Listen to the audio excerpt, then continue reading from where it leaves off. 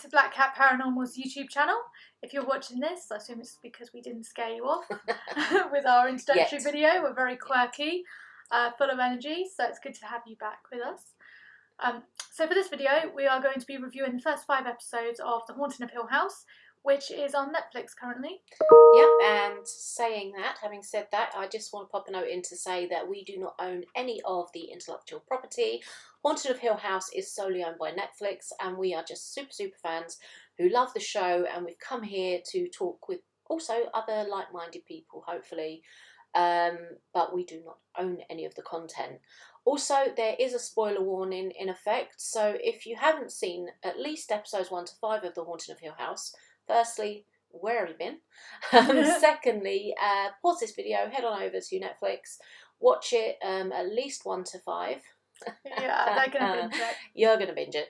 And then come back here and we will obviously be discussing things. You can then give us your opinion in the comments below.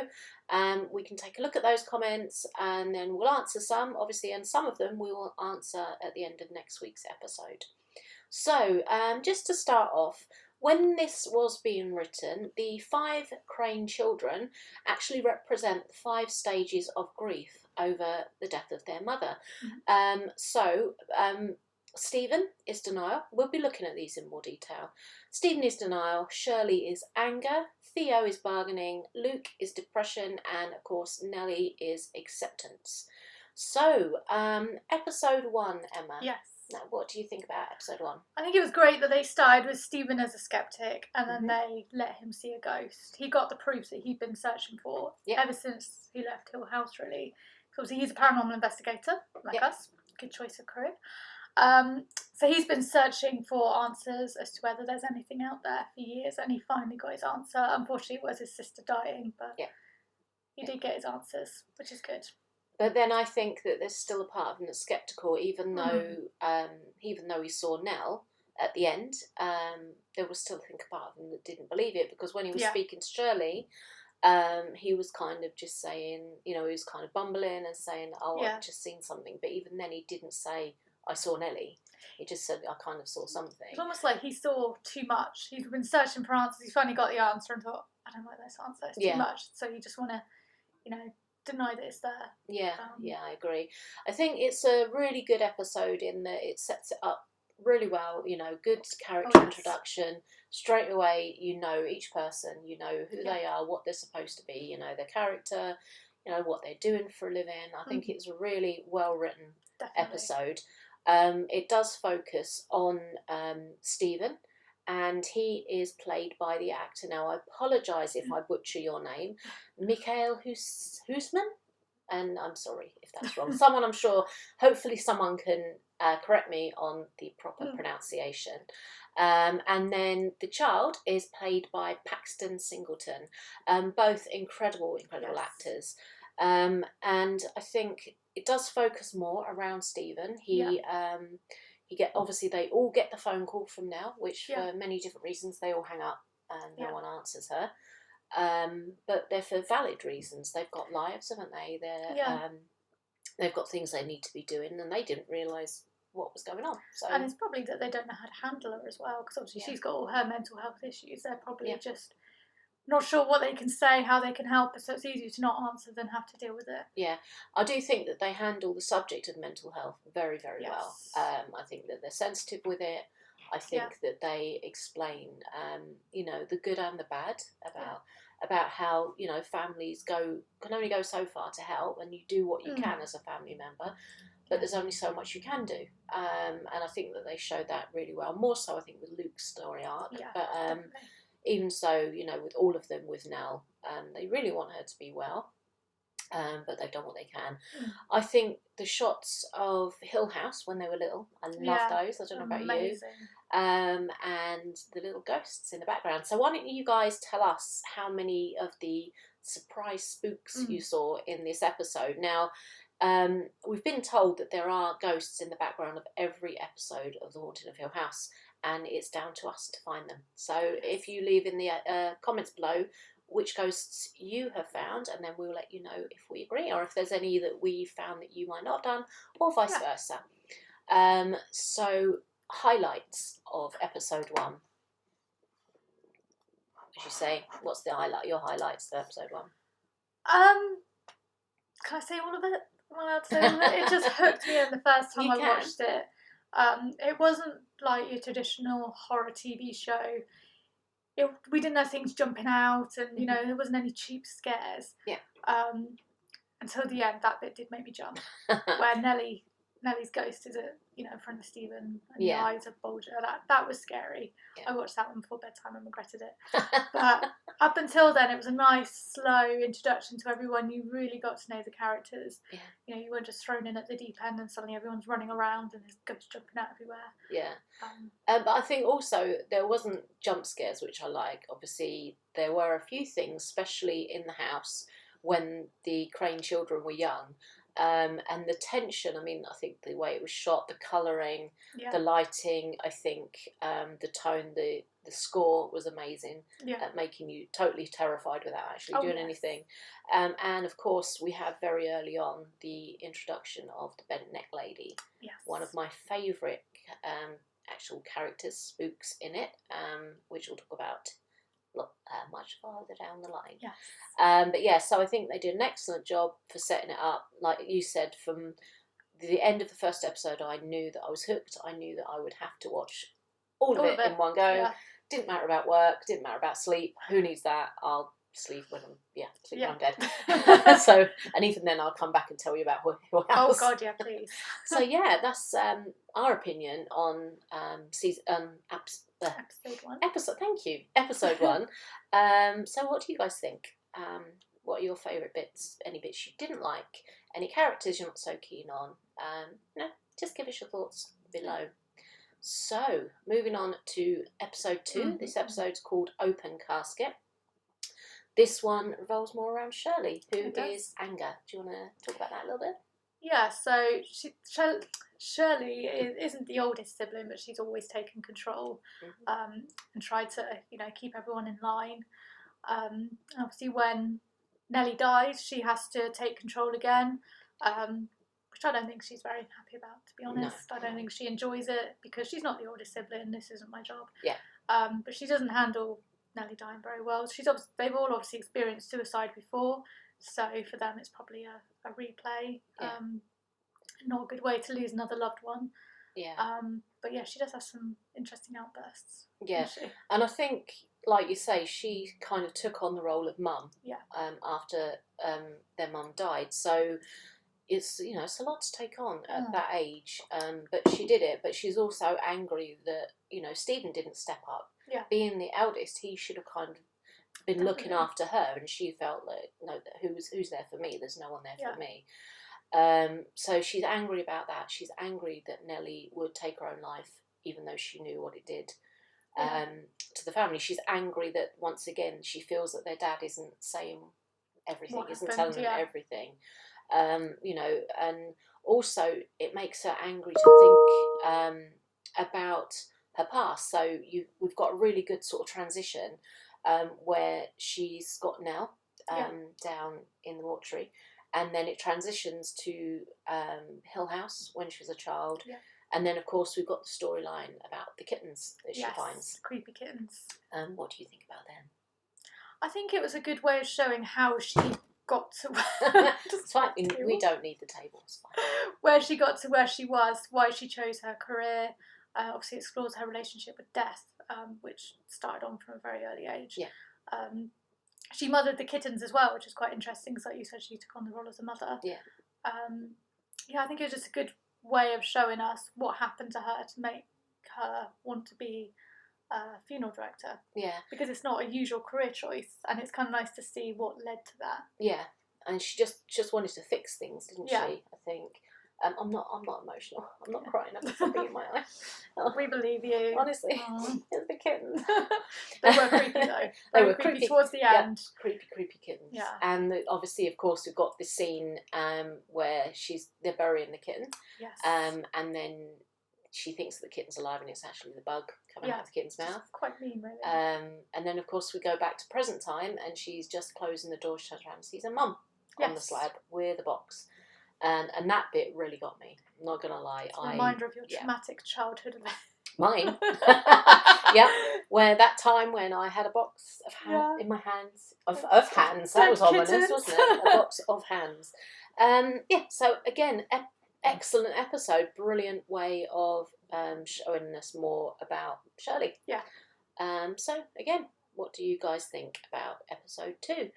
Let us know. And did you have nightmares about the kittens? Yeah, and will you never look at a kitten the same way again? If I've got cats, I do have cats, and if they fight, I kind of have horrific flashbacks. So I don't go near them in case there's bugs. Yeah, not good. Okay, so moving on to episode 3, that's called Touch, and probably you can tell by the name that that's about Theo. Now, Theo is represents bargaining.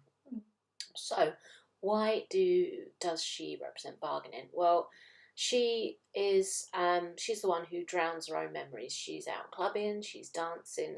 What dancing is clubbing? God's sake. She's drinking. She kind of sleeps around.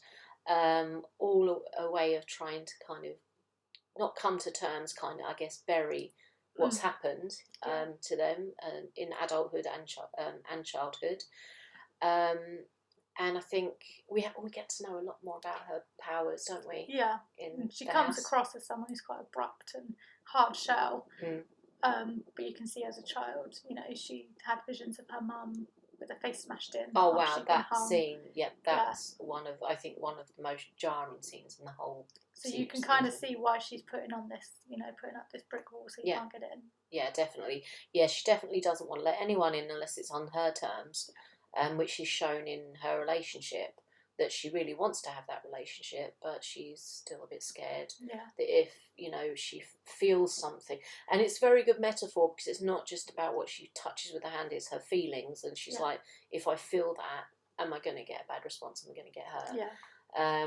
But like you say, the episode where, you know, in the episode where she gets her gloves from her mum, and she's in the kitchen with Luke, and Mrs. Dudley. Yes. And Mrs. Dudley grabs Luke's arm, and there's a whole exchange about how she could have just spoken to him. Yeah. And then as they walk away, Luke says, I think something along the lines of, you know, why are you being mean? And she said, nope, she's not mean. She's scared. Yeah. Looking at her touching her arm. And straight away we're like, ding, ding, ding. Ding, ding. Yeah. And then, of course, the mum comes along, gives her the gloves, doesn't she? Yeah. And so, you know, and I think that's a really touching scene because you get them, you know, you get to understand that they know each other. So the mum has got an ability. We know about her colour storms, and now she knows that her daughter has got that. But to a degree, her other children have too. Yeah. Shirley says strange things in her sleep. Yeah. Like something about pandas, wasn't there? Something about pandas. Also, when Nellie died. And everyone sat up all at the same time, and she said, Nellie's in the red room. Yeah. I don't know if anyone else picked up on that, because it was quite quiet, wasn't it? I think it was quite a, you know... It took us a couple of times to realise that, didn't it? Yeah, because I think, you know, it was the shock that all of them sat up around the time that Nellie had died, holding their throats, and so there was kind of a little bit of a whisper of, Nellie's in the red room, which I thought was a very clever way, again, of showing their abilities. Yeah, they're all connected. I've got to say, I do love Theo. She's I think, brilliant. one of my favourite characters, And she's played by the beautiful Katie Siegel, who's also married to the director Mike Flanagan, which is interesting. Some of you may or may not have already known that. So, straight away, I mean, we're on episode 3. We already know about 3 of the characters very well. We've got a really good insight into them, both as adults and as children. We're starting to understand their individual feelings about the loss of their mum and the loss of their sister as well. I think what we didn't touch upon, what was it, with Theo, obviously, is she has become she got a PhD and she become a child psychiatrist or psychologist. Yeah. And she has that case, Mr. Smiley. Oh, yes. Yeah. That's a really hard one, I think, to watch for some people. I know when she first realised who Mr. Smiley was, that was quite a difficult scene, but I think that she played it really well. Yeah, and she's using her abilities to help people at the end of the day, which I think is really good. And then the guy got his comeuppance, which is brilliant. But it was kind of interesting to see how it affected her, because yes, she'd done this great thing, but like she said, the child's gone back in the system. So is it a great thing? You know, yes, she's gotten away from that person, but can she keep doing it? And as they grew up in I don't think they were in foster care, they were with her aunt, but she probably understands, you know, being taken from a safe environment with your parents to suddenly the unfamiliar. So far, by episode 3, we have established 3 of the siblings. We've established what they do for a living, their feelings towards one another, their feelings about the loss of their mum, and the house itself, which I think is an excellent start for 3 episodes. It's such a lot to have got in there already. So I think I'm going to let you delve into the next one, because I know it's one Luke, of your isn't it? favourites. Yeah. It's Luke, isn't it? So it's all about Luke and how he ended up where he was. Unlike his siblings, he doesn't have a career path. Unfortunately, he goes down the route of drugs, which is quite sad. But when you look at episode 4, you can see how he's ended up on that path, all the trauma that he had to go through. Yeah. One in particular that stands out, Slenderman. The Slenderman character. Yeah, I don't know if we can say Slenderman. You can't say Slenderman. No. Edit that out. Not a sponsor. No. So it's a very tall man. Yeah. What's his name? Something Hill. He was one of the Hills, wasn't he? Yeah, I just want to point out also this episode, episode 4, is called The Twin Thing, so that kind of tells you a lot about what you need to know. Also, Luke is played by Oliver Jackson Cohen, and he has quite recently starred in the remake of The Invisible Man, which, we were very happy about. But yeah, so the tall man. The tall man. We'll call him the tall man. The tall man. So the tall man who hovers above the ground, goes to find Luke to get his hat back. That scene terrified me. Yeah. Not one to watch before bedtime. The first time, he wasn't jumping out at us. He wasn't doing anything scary. Just, I can't even explain why he was scary, but it was terrifying the first time. So if you haven't seen that episode yet, watch it in the day with the lights on, windows open. Well, if you haven't, we've just spoiled it massively for you. But it's still something to see. But it's still worth watching, yeah. Yes. And I think it's an interesting sort of continuance, because in the previous episode, obviously, Luke had gone down in the dumbwaiter thing. Yeah. And he'd seen a body crawl out, and it kind of attacked him, took his shirt.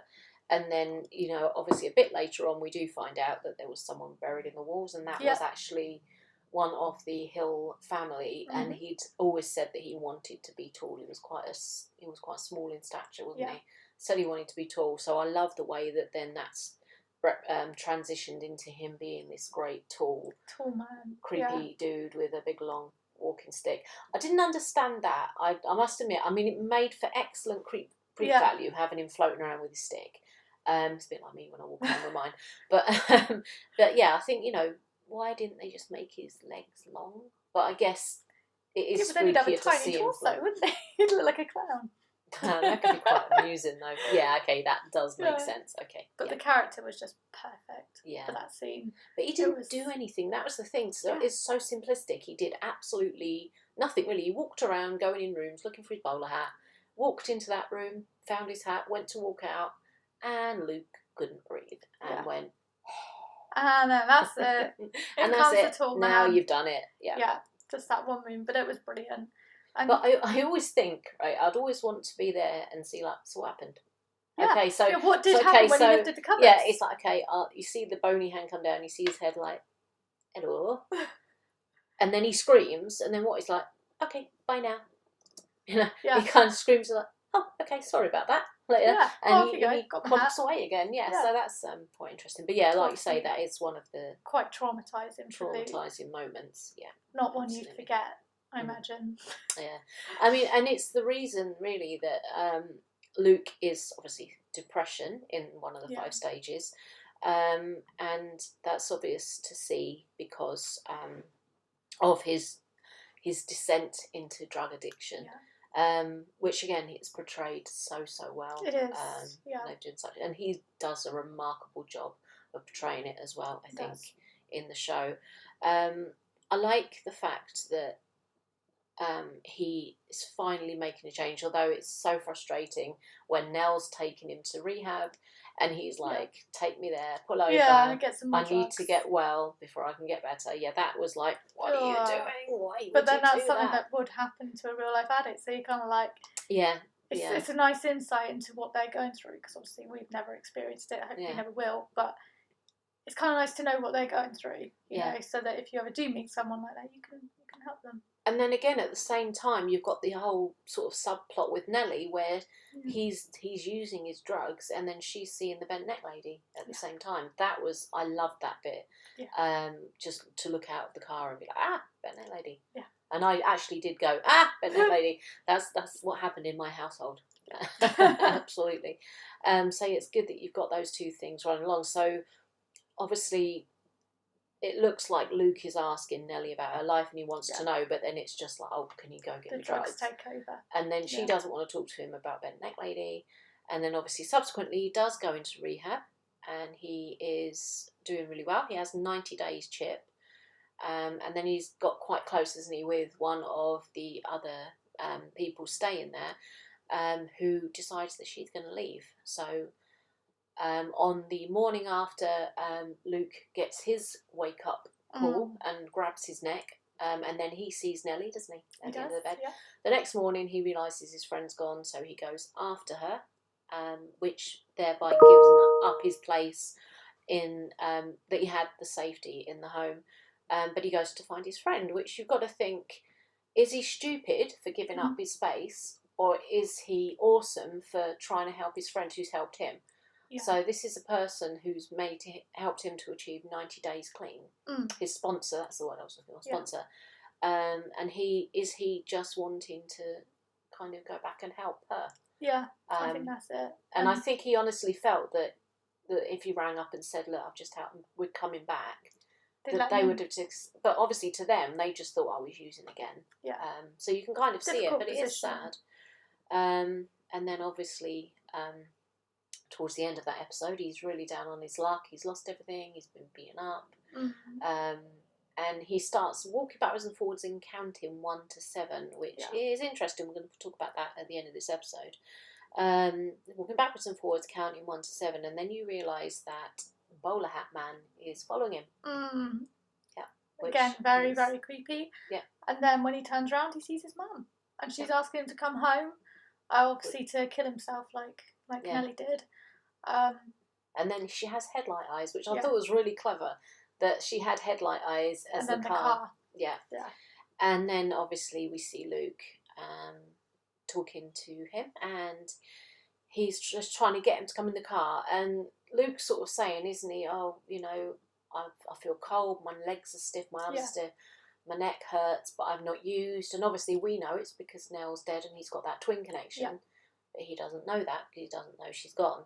And he's so busy sort of trying to prove to Stephen that he hasn't taken anything, although it looks like he does. And then Stephen obviously drops the bombshell that Nellie's dead and that she killed herself. And I love the way it kind of pauses for a minute and he kind of goes, no, she didn't. Yeah. And that moment took us a while, didn't it, to pick that up. We were like, when you pick little things like that up, it's like, wow, didn't even notice that. And we've watched it, God knows how many times. We're a little bit obsessed. But I think that's one of the things I love about it as well, is that you can rewatch it over and over again, and every time you're going to see something new that you're going to love. So, yeah, you can probably tell by the amount of time we spent on that. That's one of our best, one of our go-to episodes. So that was episode 4. How did you think that they handled the whole addiction storyline? What do you think? Let us know. Okay, so moving on to episode 5. This is the last one we're going to be covering in this particular episode on our channel, and it's called The Bent Neck Lady. Yes, the big reveal. This is one of the defining moments, I think, of the series. We've sort of heard about Bent Neck Lady. We've seen glimpses of her in the shadows. It's always been like, who is this? This is, it's terrifying. This poor child is being terrorised by this thing, And I think of all of them, Nell, I think, got it the worst because she really she's got this hideous thing and suffering for those of you who don't know, Nell suffers with sleep paralysis. And when she has these bouts of sleep paralysis, she sees the bent neck lady, this horrific figure with the neck bent, big lump here, always in the shadow. Absolutely, I mean, at that age as well, absolutely terrifying. So I think, she definitely had it the worst. And we find out that she's actually still seeing this person in her adult life, which kind of explains why she is the way she is, really, I think. Yeah, nervous wreck, had a bent neck lady following you around, definitely. Absolutely. And then I think it starts to look better because obviously she goes for sleep therapy and meets Arthur, who we absolutely adore. And they go out for coffee, they end up falling in love. He proposes at New Year, which is very beautiful. Sweet. And they get married, and Nell has never been happier her entire life. And it's so lovely to see. And there's just a few things about the wedding scene that I need to touch upon. First one, the first one is the fact that the way Shirley gets rid of Luke, the way she does. Yeah, that's me. Now, there's a couple of arguments there. Some would say that she, as she says, she doesn't want him all over Nell's day. But then the other part is would Nell care? Or would she just be happy to see her brother? She'd just be happy. And I think she would have just been happy to see him. Yeah, other people might have had issue. And I think that was more about Shirley not want to be embarrassed than it was about her worrying that he'd spoil Nell's day. Again, taking control, isn't it? Yeah, taking the control. And that bit made me really sad because, they are twins. It's such a special time. Yeah. But it happened. The next bit is the big reveal about Theo when they can't find their bridesmaids and groomsmen, and they full on think that they're upstairs in a room together. Bridesmaid walks out and they're like, let's stay, I want to see who it is. And then Theo walks out. Yes. I mean, they handled it so well. Yeah, and I think one of the funniest lines in the whole thing, I think, is when they're like, we didn't know you were into, and she goes, bridesmaids? But there's this moment of vulnerability right after, if you watch that back, right after she says bridesmaid, she kind of has this little, are you going to be okay? Yeah, and I love that. It's a really kind of tender moment that you don't see because Theo is such a hard character all the time. Yeah. She's resilient. She's the one, nothing gets through me. I'm badass. I'm hard. And there's that one little glimmer, that moment of vulnerability that I think is really well done. Really well put and it's together. the fact that they accept it. They don't ask questions. They don't care. No, they don't care. We love you. That's really nice. Yeah, because I that's think the way it's a it should really be. good So it doesn't message. matter. Yeah, exactly. And I think it's really well done. And another part is when when Nellie is dancing with Stephen. Yeah. And they're together, and then there's a moment where you see Mum and Dad. Yeah. And that's Dad really sitting nice. there with Mum, just hand on the shoulder. And it's so beautiful. Interesting question though. Is it actually her ghost, or is it his imagination sort of wishing that she was there? That's because it, she does say later on that wasn't me that was following you. So that's the thing. Is it really, because we are talking about a show that has ghosts, so feasibly it could be her ghost following him around, but also because it touches a lot on mental health issues in the show, it could be his way of compartmentalising and dealing with everything that's going on. So it'd be interesting to hear what you guys think about that. Definitely. And then the wedding happens. She's happy. It cuts to they're happy in bed sleeping, and Nell has one of her sleep paralysis moments. And Arthur helps her through it. He's there, which is so adorable. He's just helping her. She comes to, and she's so grateful to him. They have a lovely kiss. And then it goes further down the line. She has another episode. She wakes and she sees bent neck lady against standing at the end of the bed.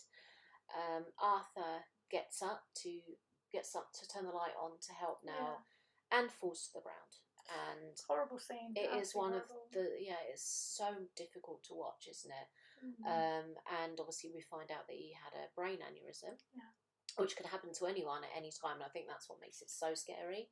But you just think, this Noah's gone through so much, and she finally found happiness and support with someone she really loved. To lose him to something like that is so brutal. But then you have to consider, did he die of natural causes? Or is it the house making it happen? Because the bent neck lady was there. Yeah. And the house is kind of always there in the background. The character. A character, his own character, and that is touched upon when she goes and speaks with her psychiatrist, isn't it? Yeah. He said, "Oh well, this isn't about you getting revenge on your brother. It's not about you facing off to anyone. It always comes back to the house." Yeah.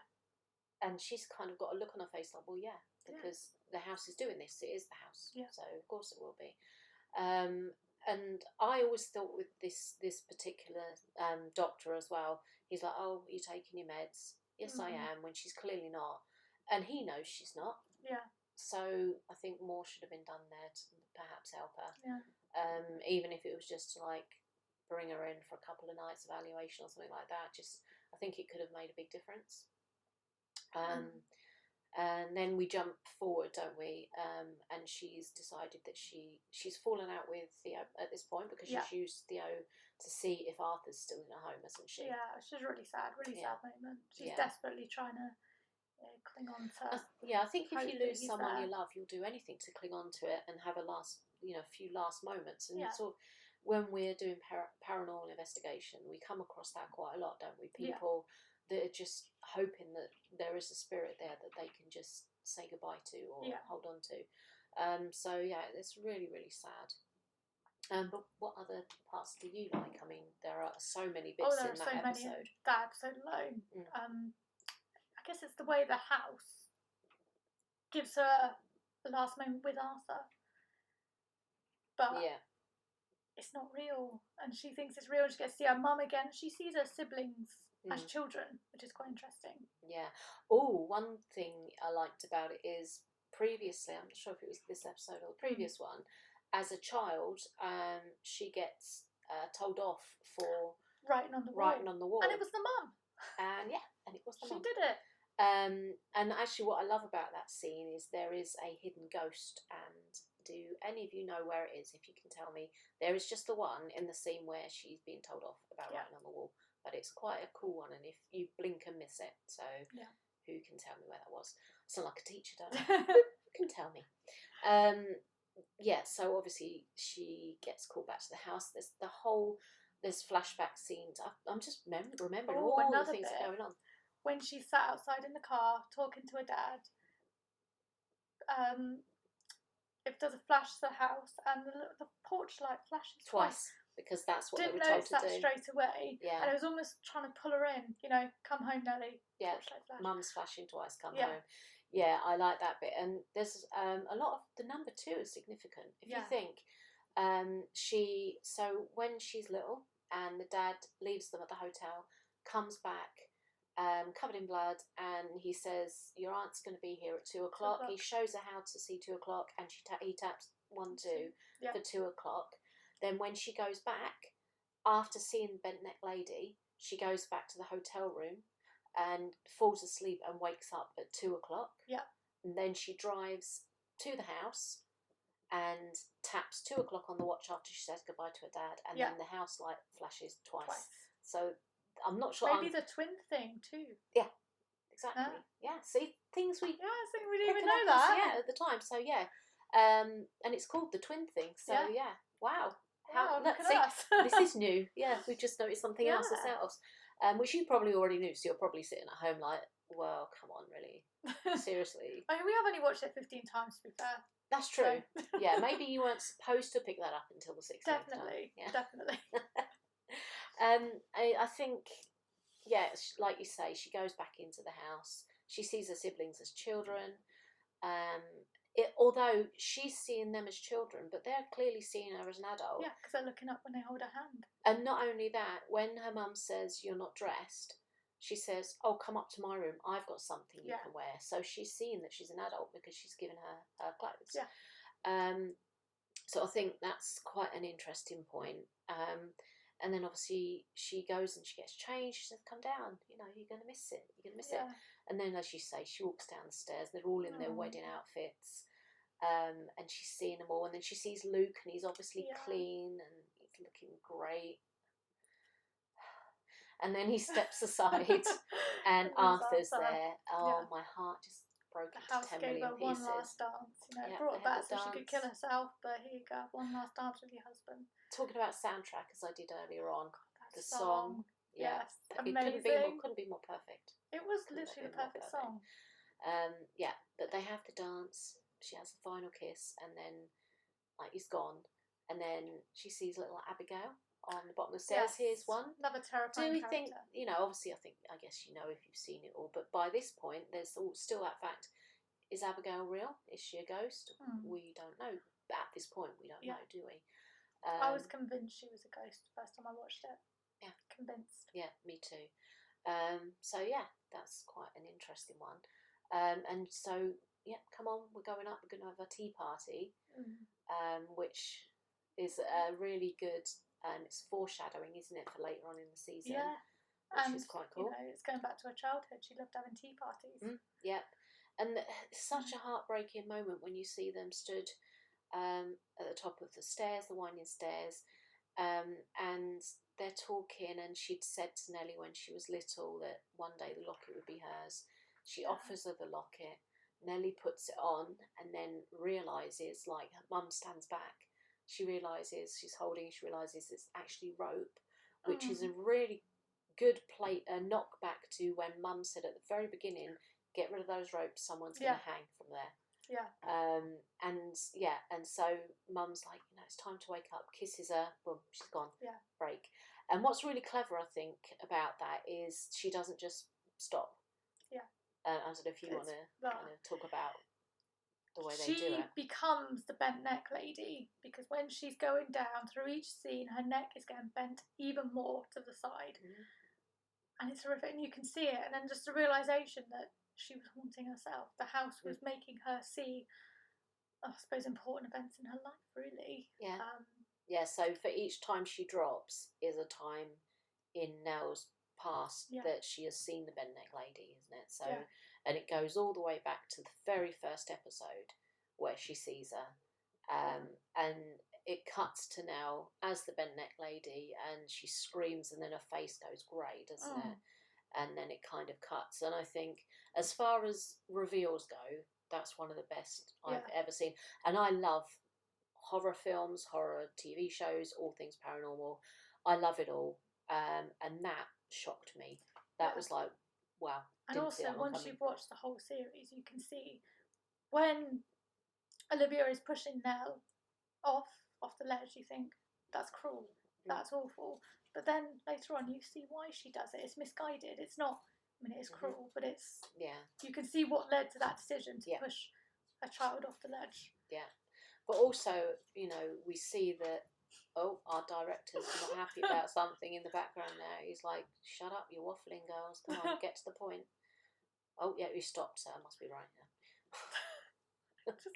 I realise I'm now sitting here talking to a tortoise. Okay. I think he might be stuck, actually. No, trust me, his lardy, you can get his lardy bum out. Yeah, there we go. I think as episodes go, and this is only halfway through, and I think what a way to sort of mark halfway through the series. Such a stellar performance. So we've got Nell played by Victoria Pedretti, I think is the way, and Violet McGraw plays the child, Nellie, as well. I don't think they could have been cast better. I think they did fantastic jobs. Well, every character did. I mean, you know, I think when we put this up, we'll just put a little list underneath of the actors. Yeah, definitely. They all deserve a shout out. Yeah, they absolutely do. And definitely links to the show itself. Yeah. And I know, of course, our own personal social medias as well. So, yeah, that is episode 5, The Bent Neck Lady. So that's brought us to the end of this particular episode. We've got a few questions. So we hear mentioned, say some of you have seen all of it, so you're going to know. Some of you may have only seen 1 to 5 so far. So if you've only seen 1 to 5 so far, where do you think the toy room is in Hill House? Also, it's a good question that I don't know if it's properly answered, is where did the Hills go? So the original owners and builders of Hill House, what happened to them? You know, it would be nice to know what happened. And we know that Mrs. Dudley nursed her when she was old and sick. The one that's in the bed, the little old lady. But that's it. We don't find out what happened to what happened to Poppy. When we have a little bit of insight into her story, but not a lot. It'd be really good if they did something to explore that story, because that's a story in itself. You know, who were they? What happened to them? What led to someone like Poppy going to the afterlife and tormenting Olivia? What happened? Yeah, absolutely. Also, I really want to insist on your couple of stars tattooed onto me somewhere, because I love that quote so much. That quote, actually, if you haven't read The Haunting of Hill House book by Shelley Jackson, I highly recommend it. The only thing to bear in mind is that it is nothing like the TV show. The characters are not the same, the story is not the same. It is brilliant in its own right. So, well, all of Shelley Jackson's books are actually, but The Haunting of Hill House in particular, definitely pick up a copy and read it. But just like I say, bear in mind, it's not a carbon copy of the Netflix series. Here's a question that I don't know if you know the answer to. Why are some of the ghosts in Hill House bluey grey toned and others, like the mum, are perfectly preserved? If anyone knows the answer to that, maybe you could let us know interested in hearing some theories on that. That's one. I have thought about that. Also, how does the house know everyone so well? So the house seems to know what it needs to do to be able to get to these people. How can it get them? And the other argument how does it know that? If you had a family of skeptics move in, would it bother with them, or would it just lead them to it? Yeah. Well, that's the thing. I mean, Stephen has always been a skeptic because he didn't see anything in Hill House. He didn't believe in ghosts from a young age.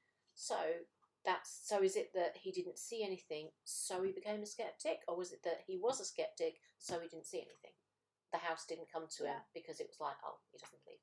Yeah. So that's an interesting one. Lots of interesting little theories that we would love to hear. Anything that you've picked up on. If you have any questions, we can try and answer them. We'll do our best. Yeah. We might just end up talking. It's fun.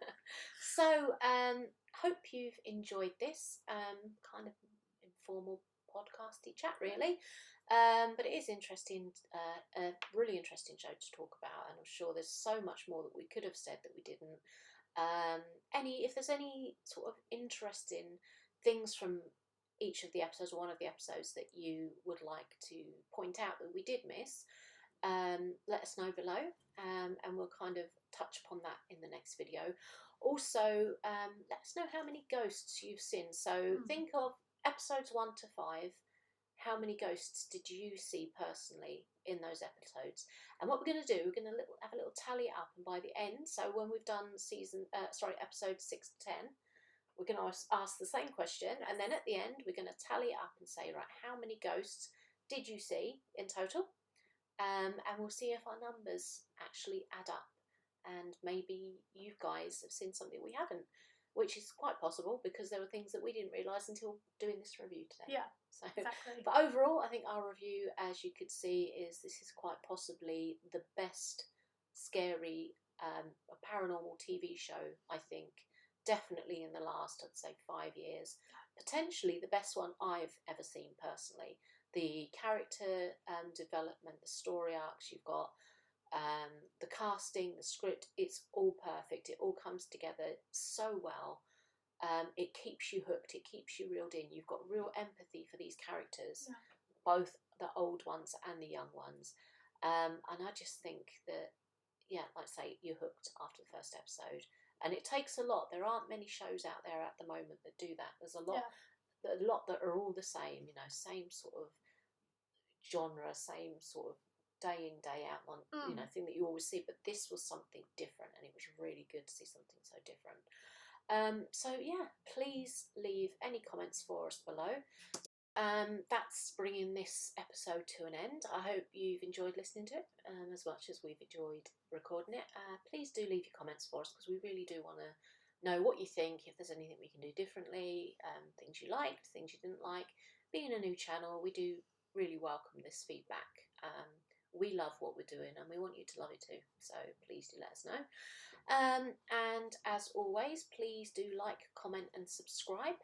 And hit the little bell button down below just so that you don't miss our next uploads, which will be on the 8th of October. We'll be doing part 2 of this little mini-series, episodes 6 to 10, and then obviously addressing your feedback, your comments, and we're going to tally up our ghost score. Okay, so really great to be with you for now, and we'll see you all next time. Stay spooky.